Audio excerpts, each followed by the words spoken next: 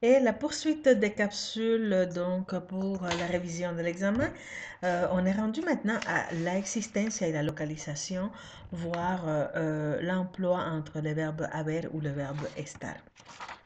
Donc, hay, qui est la forme impersonnelle du verbe haber, et estar, qu'on doit conjuguer finalement selon ce qu'on localise. Pourquoi selon ce qu'on localise? C'est parce que existence et localisation, ce sont deux fonctions, deux actes communicatifs.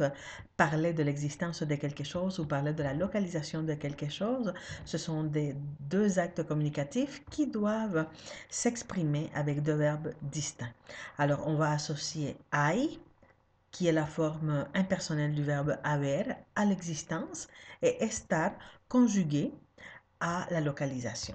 Je vous réfère à la page 100 de votre document de notes de cours et on va regarder ensemble les exemples qui sont là.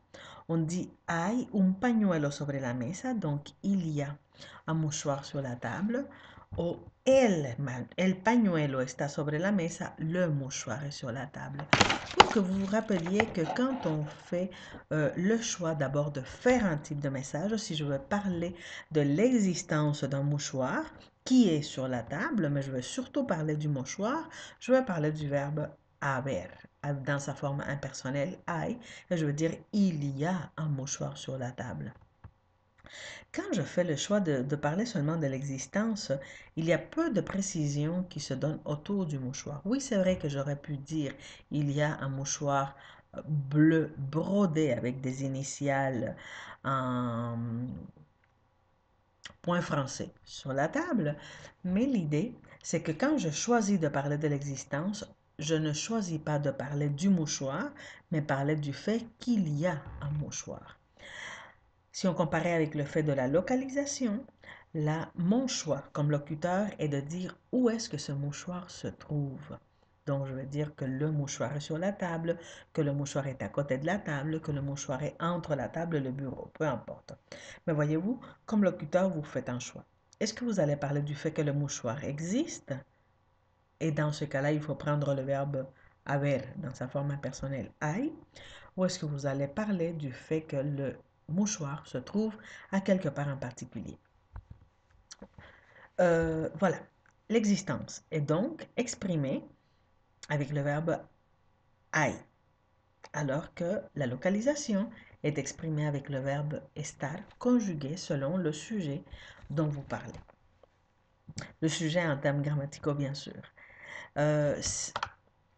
Il faut tout simplement faire une autre petite précision sur le fait que quand on prend le verbe hay, vous devez absolument faire le choix des articles indéfinis, un, una, unos, unas. Alors que quand vous allez faire le choix de parler de l'existence avec le verbe estar, il faut prendre les articles el, la, los, las. Et je vous rappelle, donc les réponses à la page 100, on dit ¿Dónde está el Museo Casals? Donc voyez-vous, là vous voyez le cas du verbe estar avec el. Hay un restaurante chileno al fondo de la calle. On devrait dire plutôt al final de la calle à la derecha. Alors, vous voyez le cas de l'existence avec un article indéfini. Hay un restaurante.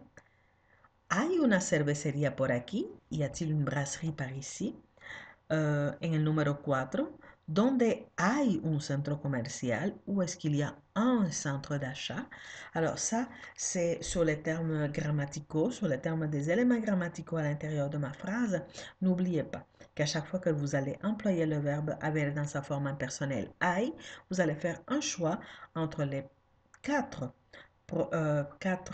articles indéfinis un supermercado, una farmacia, unos supermercados, unas farmacias. Et si vous faites un choix pour parler de l'existence, ça sera toujours avec le verbe estar. Et le choix du déterminant article sera el, la, los, las. Ça, c'est l'essentiel pour la question de l'existence et de la localisation. Voilà.